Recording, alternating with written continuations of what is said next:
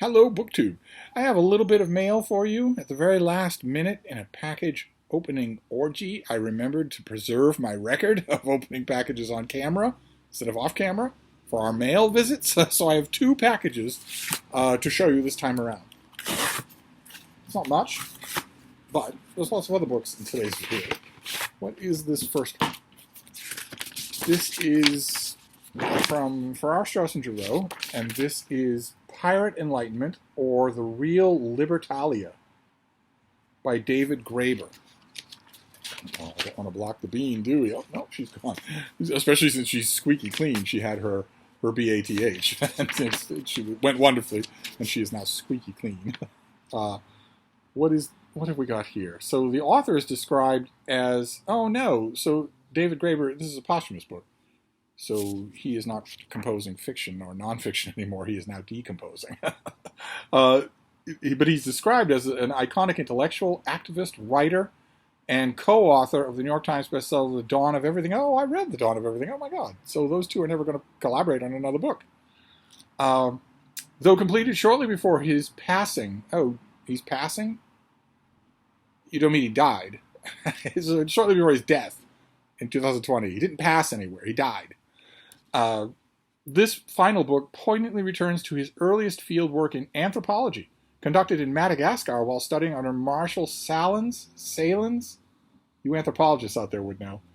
For those wondering how literally to read its title, this is very much a book about actual pirates.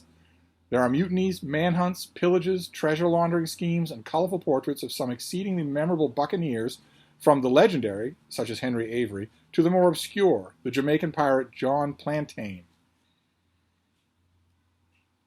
Okay, so this is a book about piracy, about pirates. In a sense, this book stands in conversation with The Dawn of Everything, which also explored crucial contributions to the Enlightenment by women and non-Westerners that have been largely written out of history.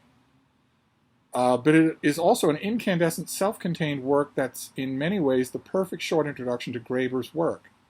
Rigorous, funny, provocative, playful, and ultimately animated by a profound sense of hope.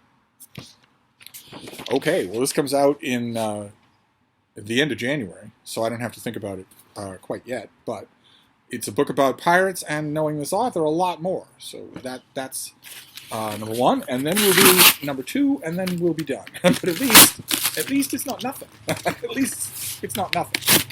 I stopped myself before I had no books to show you. Oh no, okay. Well, it's not nothing, but it's awful close. Because this is the finished copy of a book that we've now seen twice already on this channel. This is James Vincent's book, Beyond Measure, which is an October release, yes? Or November. No, this is, I think, November. Yes, this is the 1st of November. This is the finished copy of Beyond Measure. The sexiness of measuring things. Let's see here. For any of you who might not have seen it, this comes out on the 1st of November in a hardcover. From the cubit to the kilogram, the humble inch to the speed of light, measurement is a powerful tool that humans invented to make sense of the world.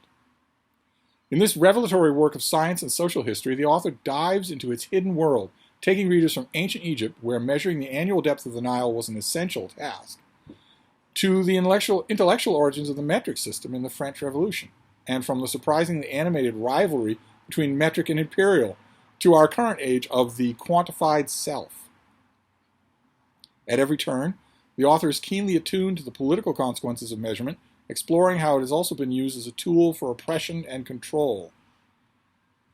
So I haven't read this yet because it's November. I'm still up to my handhocks in October. But I'm curious to know, how ubiquitous is measurement in your own life? Have you used measurement today? By the time you watch this video, for instance, just to take today as a random example, have you used measurement at all today? Those of you who do a lot of cooking, I imagine, have done that. What about you late in the season gardeners? Do you measure, or is it all instinct by now?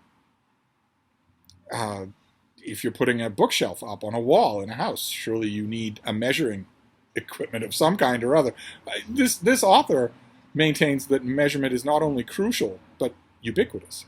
And I wonder if that's true. I'm trying to think, just today, in my day, did I use measurement at all. Actual measurement, not experience, not going by your gut or something like that. And I don't think I have. I don't think I have done that.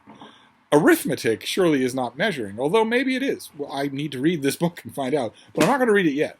Even so, even now that I've had 3 copies. So we have Beyond Measure and Pirate Enlightenment, or The Real Libertalia, by the late David Graeber. So those are the 2 books that survived to be opened on camera, and I will hope to do better tomorrow. I could scarcely do worse. But I'll wrap this up for now, and I will see you soon. Thank you, BookTube.